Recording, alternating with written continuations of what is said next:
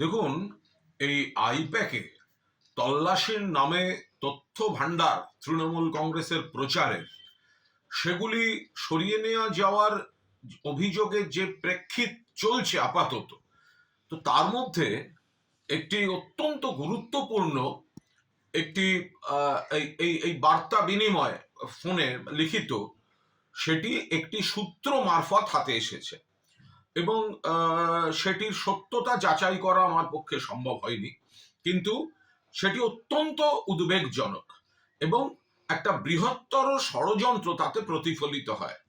কোনো ব্যক্তি অন্য কোনো ব্যক্তিকে দাদা সম্বোধন করে লিখছেন, as per our sources 13 ED officers in the rank of assistant and deputy director would be traveling to Kolkata tomorrow morning by 6C 5014 and SG 263।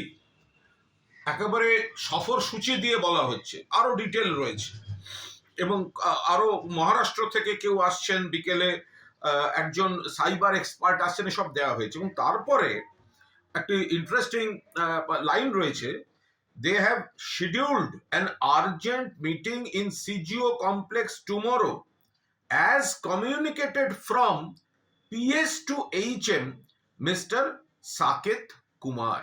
অর্থাৎ কেন্দ্রীয় স্বরাষ্ট্রমন্ত্রীর দপ্তর থেকে এই ইডিদের গতিবিধি, কে কখন আসবেন, কবে কখন মিটিং হবে জরুরি, এগুলো নিয়ন্ত্রণ করা হচ্ছে। এখন এই যে বার্তাটি একটি সূত্র মারফত এসছে, এটা সত্যতা যাচাই করা আমার পক্ষে সম্ভব হয়নি, কিন্তু যদি সত্যি হয় তাহলে এক হচ্ছে যে এই বিষয়টা, অর্থাৎ এই এই এই ইডির তল্লাশির বিষয়টা, এটা কেন্দ্রীয় স্বরাষ্ট্রমন্ত্রীর অফিস থেকে নিয়ন্ত্রিত হচ্ছে কিনা, এটা একটা বিষয়।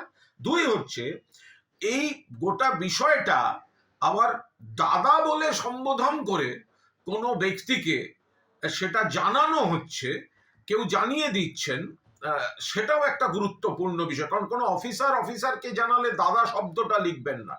দাদা শব্দটা সাধারণত কোনো রাজনৈতিক ব্যক্তির ক্ষেত্রেই কেউ প্রয়োগ করে থাকবেন। এই তথ্যটা যিনি দিচ্ছেন ইংরেজিতে লেখা, শুধু ওপরে ওই দাদা শব্দটা লেখা।